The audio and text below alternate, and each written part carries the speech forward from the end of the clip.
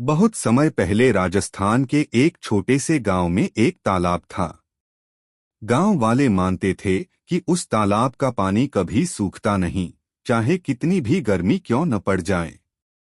लेकिन कोई भी उस तालाब के पास रात को नहीं जाता था, क्योंकि कहा जाता था कि वहां एक औरत पिंजरे में कैद रहती है।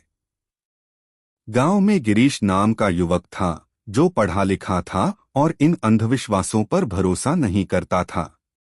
वह अक्सर गांव वालों से कहता, ये सब अफवाह है। अगर सच में कोई औरत पिंजरे में होती तो अब तक कोई देख क्यों नहीं पाया। गांव के बुजुर्ग समझाते, बेटा रात को वहां मत जाना।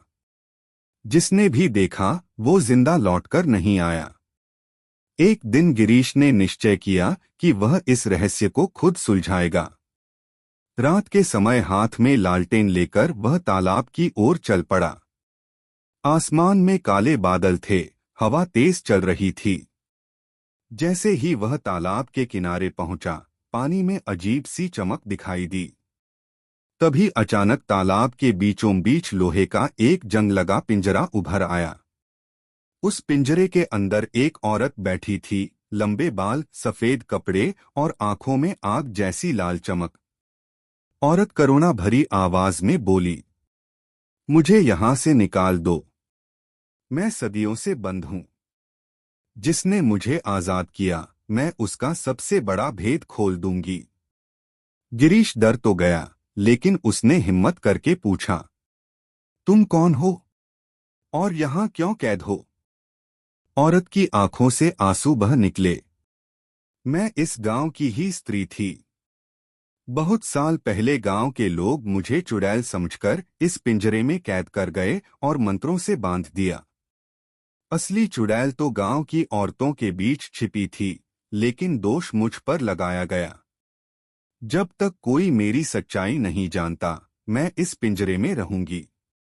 गिरीश को उस पर दया आ गई। उसने हाथ बढ़ाकर पिंजरे की जंजीर छू दी। तभी भयंकर गर्जना हुई, आसमान में बिजली चमकी और पूरा तालाब खून जैसा लाल हो गया। पिंजरे का दरवाजा धीरे धीरे खुला और औरत बाहर निकल आई।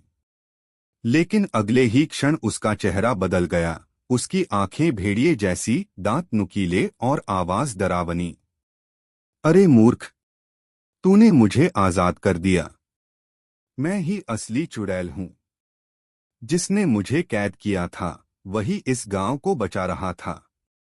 अब कोई मुझे नहीं रोक सकता। गिरीश चीखता हुआ भागने लगा, पर तालाब से धुएं जैसी कई आत्माएं बाहर निकल आईं। चुड़ैल की हंसी पूरे जंगल में गूंजने लगी। गांव वाले अगले दिन तालाब पर पहुंचे तो वहां गिरीश की सिर्फ लालटेन मिली।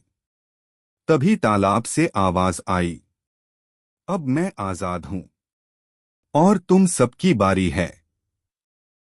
प्लीज दोस्तों, अगर आपको वीडियो पसंद आया हो तो लाइक, सब्सक्राइब और शेयर जरूर करें।